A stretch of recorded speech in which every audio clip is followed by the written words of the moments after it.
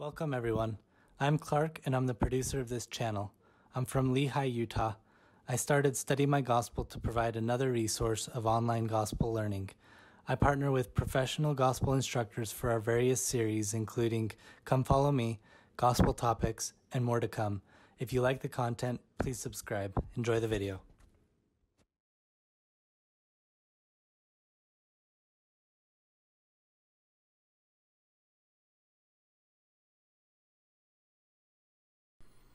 Welcome to Brother Miller's Notes. This is an introduction to the book of Isaiah. It's more of a big picture type of an introduction. What's going on in the life of Isaiah and the Israel and in Jerusalem? What's the geopolitical situation? It's an introduction to his time. I hope that as I give this introduction, it helps you understand a little bit why the topics come up the way they do, and some of the reasons why Isaiah says some of the things he says. I have found that what Shakespeare is to English, Isaiah is to Scripture. Isaiah today is more relevant, I think, than ever. And there's a lot of ways that we can see how relevant and applicable Isaiah is. Let me just give you a few reasons why that is the case. First, the Savior himself prophesied that the fulfillment of Isaiah's words would come in a day when God had established the covenant with the house of Israel. When that establishment is being fulfilled, the words of Isaiah would be fulfilled. His words, Isaiah, is directed to a 6th century audience that are on the verge of a national crisis. And that kind of is like a lot of places in the world today. They have national crisis, and very applicable. Over 55 of the 66 chapters in the book of Isaiah predict the restored gospel in the last days, including the coming forth of the Book of Mormon. It is a topic that Isaiah focuses on. In the Revelations to the prophet Joseph Smith, the Lord continued to apply the words of Isaiah to our day. There are at least 66 quotations or paraphrases of the prophet Isaiah in the Doctrine and Covenants. And I love it when the angel Moroni comes, he quotes Isaiah to Joseph.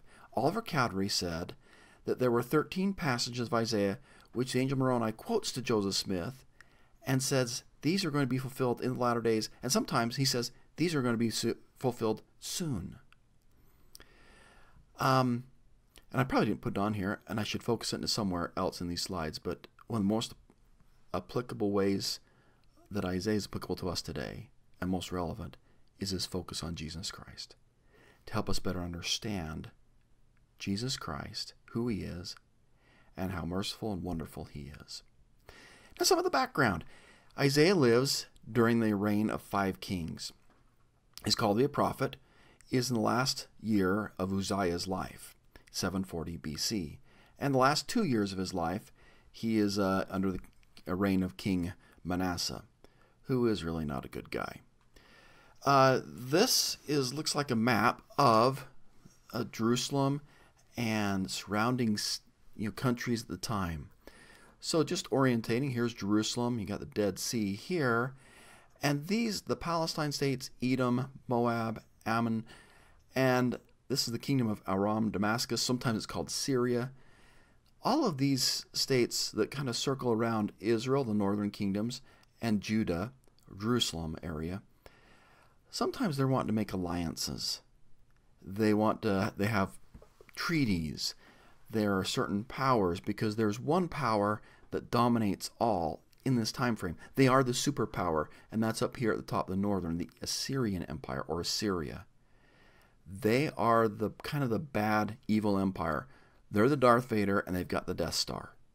And these are kind of like a part of the, well, I won't say the plucky little republic, but these are always have the Death Star is looming in the background. Because if you look at Assyria and their conquest, before Isaiah is born, maybe it's a darker green, somewhere in that range. But towards the end, they have taken all the way down into Egypt and expanded their borders tremendously. Assyria is not just powerful, there's a lot of beauty with it. If you were to go there, you would look and just say, this is the capital of the world. What they have there in the palace of the kings is incredible. The artistry is wonderful. And this is kind of a replica of the Nineveh Gate that you'd go into. It is a place of elegance. But even in the place of elegance where you see a king, this is Ashurbanipal, as he's dining, you start to see something a little bit off in even some of these great paintings that look like, it's kind of picturesque and you're having a great party kind of time. Because in the tree here is a head. That head is an Elamite king that they had conquered, and this Assyrian king decided, I just want to watch this dead head while I'm eating, because I don't know the real reason why, but it just seems that Assyrian kings like it. They have an attitude that they're going to go out and conquer. Assyria is a place that's maybe a little bit like Germany, and they've got a chip on their shoulder. They don't have natural defenses, but they're powerful. Kind of the pre-World War I Germany. They are just, they're forced to be reckoned with. For Assyria, they also think that they have their God on their side, and their God is telling them to go out and conquer people. So you can see in this one, right there at the top, they have their god Ashur, who is flying with the king as he goes out on their side. They will go out and dominate the scene.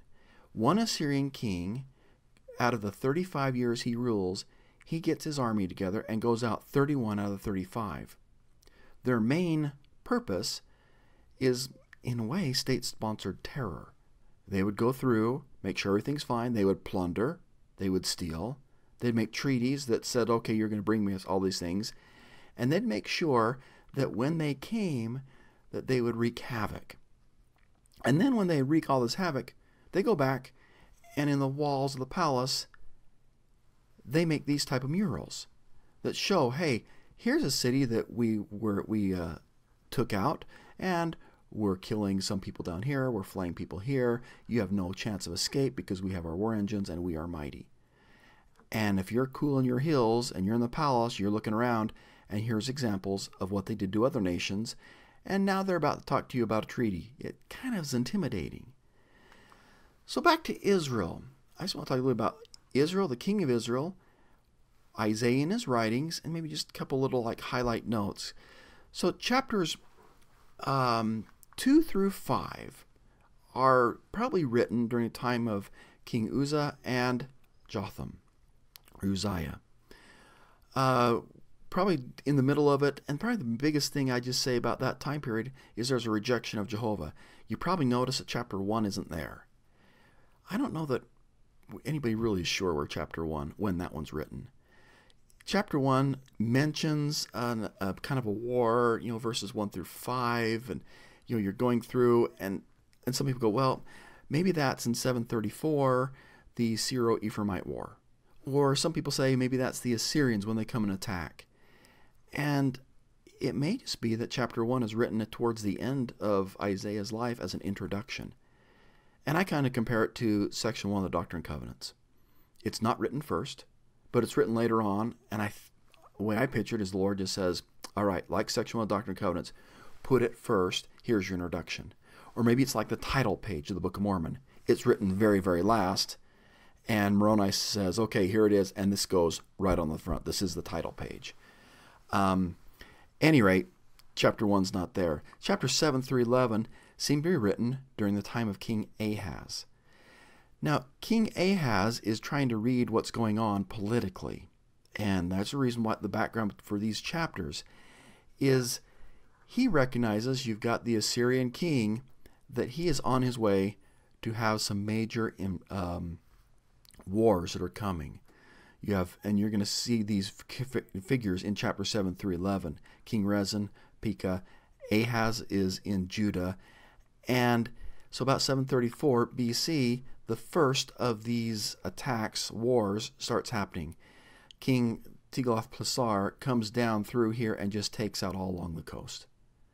And then he returns. Next year, so we're now 733, he comes down kind of more of the middle, takes out Megiddo, takes out this top part, Sea of Galilee, and then turns his attention over to the Gilead area. And then the next year, he comes down and takes out Syria or Damascus all the way down. Well, King of Judah has become a vassal state of Assyria. It's like, hey, let's make this deal. Isaiah is opposed, and Isaiah lets him know. And so all this is happening in his background. And then the other thing that is always in the background with Assyria, when Assyria overtakes somebody, the rule of thirds is just too broad, okay? But I'm going to use it for a minute. Please just bear with me. When they come down through, a lot of times you get about a third of your people who are killed. Now, sometimes it's the whole city. They just take them all out. And sometimes it's no one. So this is not a really great thing to think about, but there's a lot of death that happens when they come through. But there's also a lot of deportations. They look and they see people who are a scholar, who are good, who are craftsmen, and they're like, I like you. And so they just deport them back.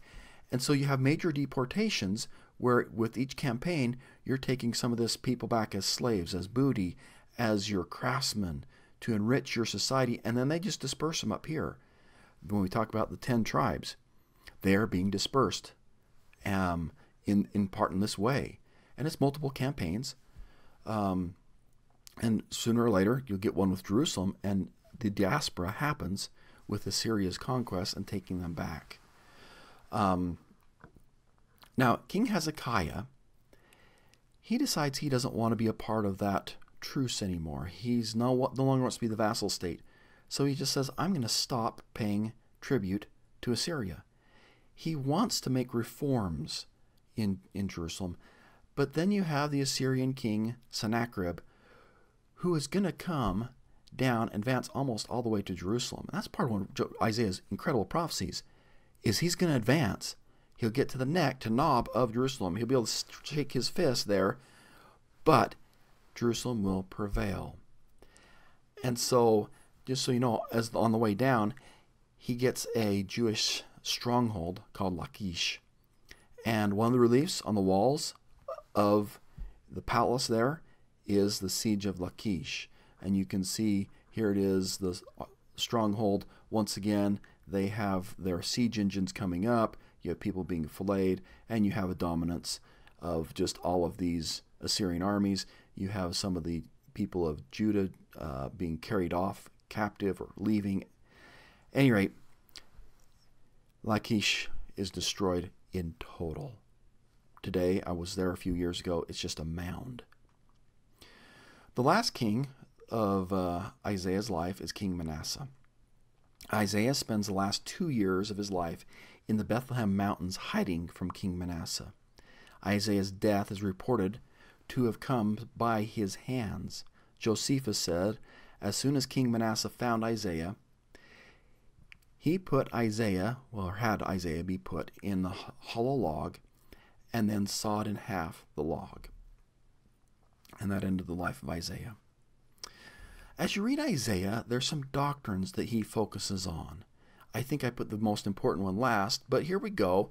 The first one is that Israel is in an apostate condition. You can compare the conditions around Israel to the conditions today. The second one is there is the hand of the Lord is in Isaiah's life and in the people that Isaiah is working with, and you can see it. Third, there is an emphasis and a doctrine on the restoration. The coming forth of the Book of Mormon is a focus of what some of the things that Isaiah prophesies about. He tells about the restoration of the Lord's church in these latter days. And sixth, the gathering of latter-day Israel. And I think most importantly, he teaches of Christ and his atonement. Of the 425 separate verses of Isaiah which are quoted in the Book of Mormon, 391 say something about the attributes or the mission of Jesus Christ. When Nephi reads Isaiah's words, he gives an invitation. He says, that I might more fully persuade them to believe in the Lord their Redeemer, I did read unto them that which was written by the prophet Isaiah. For I did liken all scriptures unto us, that it might be for our profit and learning. Hear the words of the prophet, and liken them unto yourselves, that ye may have hope. I think 10 years ago I would have focused on the likening. Today I think I focus on the second part, that you may have hope. Because when you read Isaiah, it gives you hope for today and hope for your tomorrow. Let me just give you an example. So this is 1 Nephi 19, where Isaiah says this, and then the first chapter he quotes is Isaiah 10. And so here's just some examples of the things that can bring you hope from that chapter. He talks about how covenants can strengthen you today. That gives me hope, that God knows you. God knows the future. He knows what's going to happen to you. And when God knows about us and our future, you can have hope that He is helping direct events, things in our lives for our benefit. The promise that God will not cut us off. He's mindful of us. He chooses us. He's chosen us. And He refines us in the furnace of affliction. And we have our afflictions. We have our furnace of afflictions today. But we could know that God is refining and helping us today in those furnaces. Hearkening or listening and obeying to God brings a river of peace. Hearkening God brings waves of righteousness. I love that imagery. Waves just kind of constantly coming in. And you feel that feeling of being closeness with God. Today, we can, I don't know if I wrote that right, feel Babylon, but we can leave Babylon and sing the songs of redeeming joy. And God is able to do miracles in our lives. And after all that, God's done for that. He's done that and can do greater also. Isaiah is a wonderful prophet. And as you study him, I hope that this little overview helps give a little bit of background of what's going on in Isaiah's life. But I think one of the things that I would say the most about Isaiah is he's a sincere disciple of Jesus Christ. He loves the Lord. He wants to be able to follow him, and in his actions, he just does, I think, a lot of what Christ would do and leads us and inspires us to do the same. Hope you have a great day and enjoy your study of Isaiah. Take care. Bye-bye.